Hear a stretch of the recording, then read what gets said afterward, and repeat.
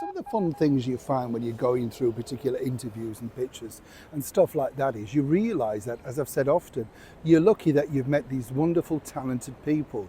The ones that you grow up with on television and then suddenly you're sharing an interview space with them or indeed appearing on a show and you think, wow, I never thought this would come around. That is, of course, the story behind this particular man, Sir Bruce Forsyth, one of our legendary entertainers and known really latterly to many people around the world as the main host of our very own Strictly Come Dancing. A wonderful, warm, enigmatic man who really had a lot of time for a lot of people, but ruthlessly ambitious, as you can imagine, and knew exactly what he wanted on the stage.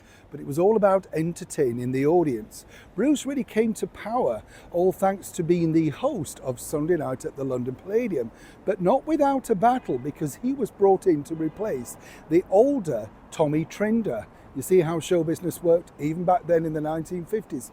Tommy apparently had no idea, had a 2-week holiday, and suddenly Bruce was in situ, a lot cheaper and brand new to the audience, and of course made the show a wonderful success. But it was looking back at an interview with Bruce that I found this particular gem, and as ever I wanted to share it with you, so I hope you enjoy it. Hi, good morning, nice to see you, thank you so much, it's lovely to have your company, and as ever, thank you for your time today. When you talk about legends and Hollywood stars, I think it's fair to say that really one of the biggest stars that I was lucky enough again to meet was none other than Jane Russell, a very feisty lady, let me tell you. You wouldn't want to cross Jane Russell. She knew the business and she stood up for herself. Of course, she had a very staunch religious background, and I think that truly put her in good stead. But even at the ripe old age when I met her, she was just one of those nice ladies that, you know, called a spade, and you kind of knew where you were. My sort of girl, you know what I'm saying? Now, what I liked about Jane Russell was, and I didn't realize until I'd re-watched and listened to this particular interview with Sir Bruce Forsyth, is very early on, should I say, in her career, particularly in the UK career, she'd been invited to appear at a Royal Variety performance, which was hosted by another former Brit and, of course, huge Hollywood star, Bob Hope. Bob was well loved naturally, of course, to British audiences, but he also liked to have glamour, as many people know, on all of those wonderful war tours that he undertook, taking along the likes of Raquel Welch and Jayne Mansfield for added benefits, you know. But in this particular instance, he decided to have the likes of Moira Lister and Jane Russell as a part of his repertory theatre.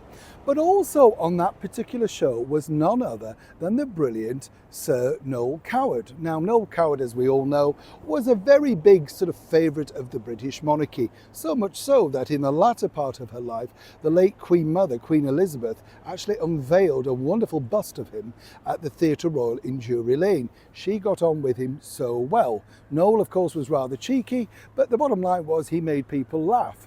But what happened, according to Bruce, was simply this.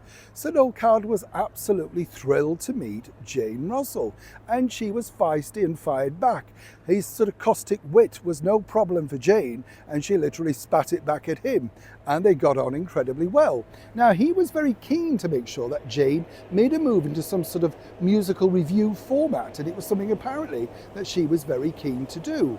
Can you imagine this winning combination of Noel Coward and Jane Russell? He'd done it before, and so, of course, and did it futurely with the likes of Elaine Stritch in Sail Away, and not forgetting, of course, Tessie O'Shea, otherwise known as Two-Tongue Tessie O'Shea, when she became a Broadway star in the latter part of her career, all thanks to the guidance of Sir Noel.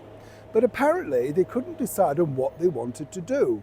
And sadly, according to Bruce, although he was privy to all of this in their dressing room, nothing really came of it. And apparently it was one of the great regrets of both stars. You see, the idea originally was to put her in something like Private Lives, but she felt she was a little too old to take on that role. Different times. Today, it wouldn't have been a problem. But you know what the 1950s and 60s were like? If you're out of your 20s, you were considered too old. It's interesting to note, isn't it, what that combination would have been like. But as Bruce says on the tape, Jane Russell really wanted to be taken seriously at points as an actress. She loved all the musical comedies, loved all the slapstick that she did. But she thought the association with somebody so brilliant as Sir Noel Coward would really cement her career moving forward. Even though, of course, they never got to work together, they truly remained firm friends. It's always good to know these things, isn't it? Neil Sean in the very heart of London.